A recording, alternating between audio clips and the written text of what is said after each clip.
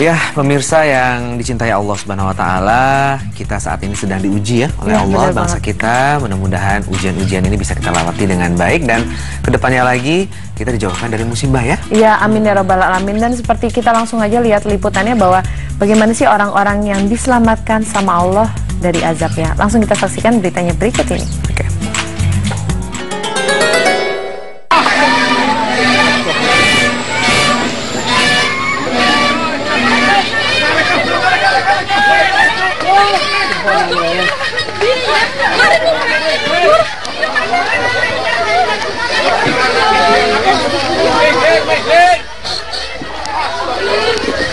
Takailah kelapuran.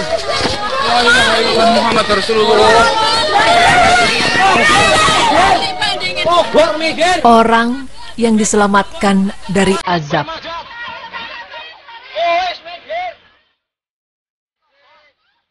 Mungkin sebagian dari kita sudah pernah mengetahui pemberitaan ini. Sebuah bencana longsor di Desa Sampang, Dusun Jemblung, Kabupaten Banjarnegara, Jawa Tengah.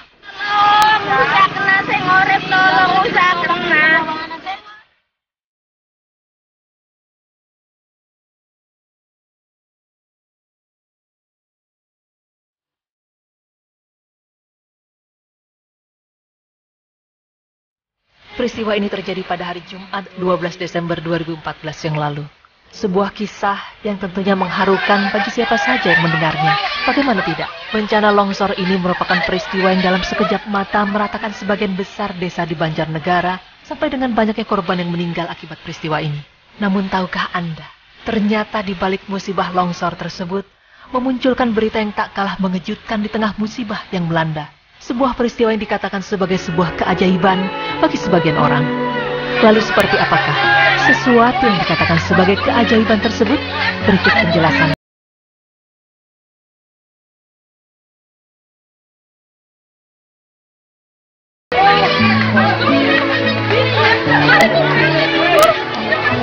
Longsor yang terjadi di Desa Dusun Jemblung, Banjarnegara meluluh lantakkan puluhan rumah.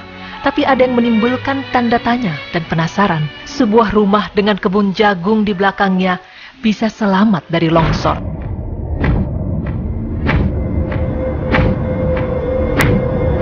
Headline semacam ini akhir-akhir ini sering muncul di sejumlah media massa. Ya, peristiwa ini cukup mengejutkan bagi sebagian masyarakat. Bahkan ada yang mengatakan bahwa hal tersebut merupakan suatu keajaiban.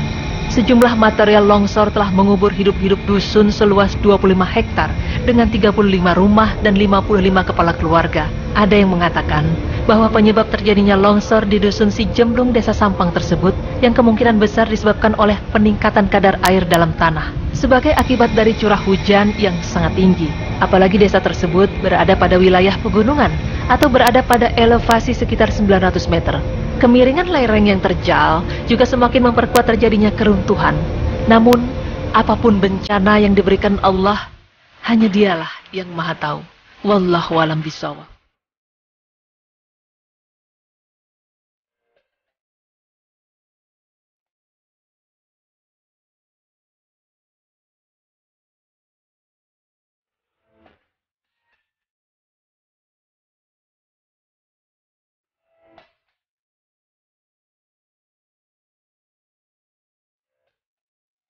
Nah pemirsa, di tengah-tengah musibah longsor itu, ditemukan sebuah rumah bercat putih yang berdiri kokoh di tengah reruntuhan bangunan di sekitarnya. Rumah tersebut beserta pekarangannya masih utuh dan tidak ikut diterjang oleh longsoran. Padahal rumah tersebut berada di tengah-tengah lokasi longsor. Pemilik rumah tersebut bernama Khotimah, seorang ibu berumur 25 tahun dengan satu orang anak bernama Dafa yang berumur 8 tahun. Dan seorang istri dari Juan, sang pemilik rumah yang selamat dari bencana tanah longsor bersama keponakannya yang bernama Wawan berusia 11 tahun. Namun siapa yang tahu bahwa di balik keajaiban tersebut, Khotimah harus kehilangan suami dan anaknya. Dikabarkan anak dan suami dari Khotimah meninggal dunia karena tertimbun longsor. Sementara itu, Khotimah dan Wawan masih berada di pengungsian. Berbagai komentar mengenai rumah Khotimah yang masih berdiri kokoh di tengah longsor ini memenuhi beberapa pemberitaan di media massa. Ada yang berkomentar positif, ada pula yang sebaliknya.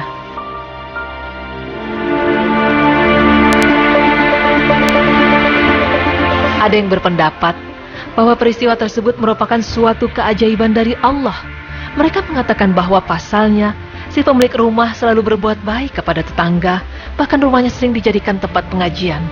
Si pemilik rumah dikatakan sebagai seorang ustadz yang bertugas untuk mengajarkan ilmu agama kepada penduduk sekitar. Allah pun melindungi rumah beserta pemiliknya dari musibah atau azabnya. Namun dari pemberitaan tersebut seakan mengesankan adanya kesenjangan sosial, bahwa penduduk yang soleh hanyalah si pemilik rumah tersebut, sedangkan yang lainnya tidak. Lalu bagaimana Islam memandang hal yang dialami oleh keluarga Khotimah, di mana rumahnya yang mendapatkan keajaiban di tengah derasnya longsor? Berikut penjelasannya. Pemirsa beriman, musibah adalah sesuatu yang hampir tidak diinginkan oleh semua manusia. Musibah juga terdiri dari beragam bentuk. Musibah itu bisa saja menimpa jiwanya, tubuhnya, hartanya, keluarganya, dan yang lainnya. Maka dari itu, banyak manusia merasa tidak suka bila hidupnya tiba-tiba menderita karena musibah. Kehidupan yang awalnya baik-baik saja, seketika bisa hancur tak bersisa.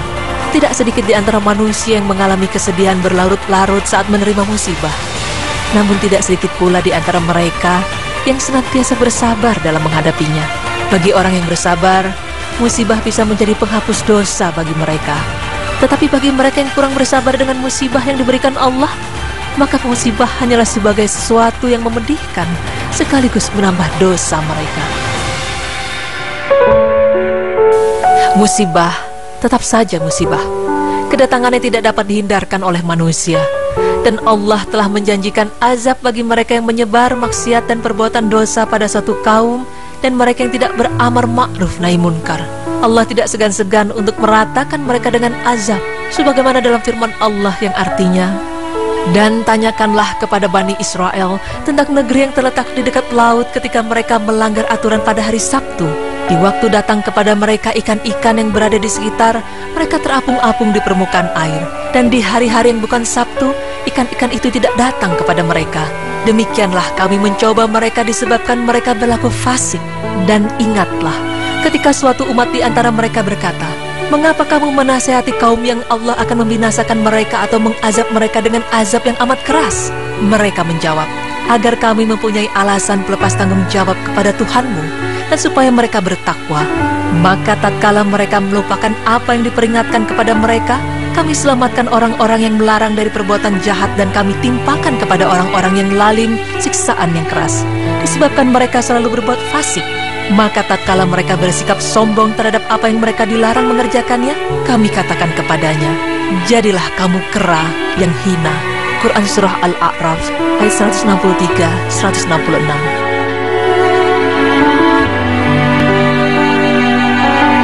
Namun, Allah adalah Sang Maha Adil. Dia akan senantiasa menolong bagi mereka, golongan orang-orang yang diselamatkannya dari azab dan musibahnya. Allah hanya akan menyelamatkan orang-orang yang menyuruh kepada kebaikan dan melarang dari kemungkaran.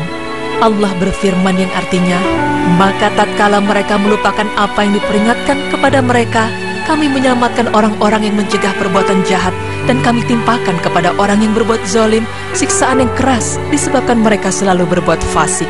Quran Surah Al-A'raf ayat 165.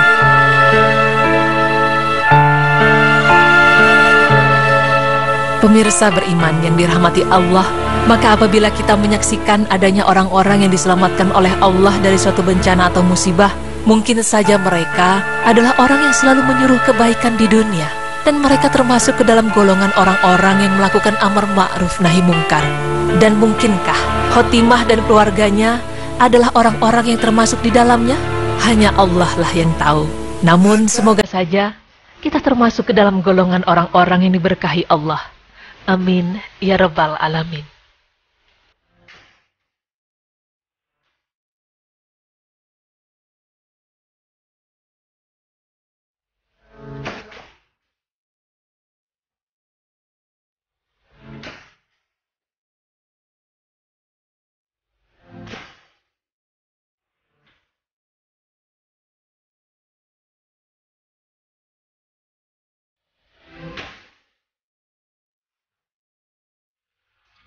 Ya, pemirsa, kami semua dari tim Berita Islami Masa Kini mengucapkan turut berduka cita yang sedalam-dalamnya kepada para korban, Benar ya, sekali. dan semoga diberikan ketabahan bagi keluarga yang ditinggalkan, diterima iman Islamnya bagi yang tertimpa sebagai Ya, korban. yang dipanggil sama Allah. Dan Ya. mungkin walaupun kita tidak bisa ke sana ataupun kita tidak bisa memberikan bantuan secara langsung, mungkin berbentuk Al-Fatihah pun itu juga udah bisa berupa bantuan yang luar biasa buat mereka yang di sana.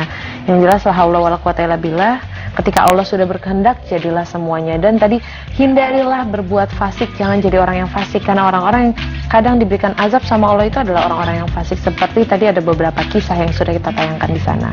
Iya, baik. Dan semoga hikmahnya adalah kita nih yang masih diberikan kesehatan, ya, Ya. nikmat hidup di dunia ini bisa memanfaatkan waktu sebaik-baiknya, karena wallahu alam, ya, ajal akan tiba tanpa pengetahuan kita. Iya, betul sekali. Baik pemirsa, untuk pembahasan kita yang selanjutnya nih akan membahas soal perempuan. Jadi ada beberapa ibadah-ibadah yang boleh dilakukan ketika perempuan sedang haid. Oke, Ibadah saya tahu. apakah itu? Apa? Salah satunya adalah berbakti pada suami. Itu iya, tapi lebih luas lagi ada sih kita membahas. Iya, iya. Tapi itu benar juga baik. Nanti kita akan bahas lagi lebih luasnya. Oleh karena itu jangan kemana-mana, tetap di Berita Islami Masa Kini. Allahu Akbar.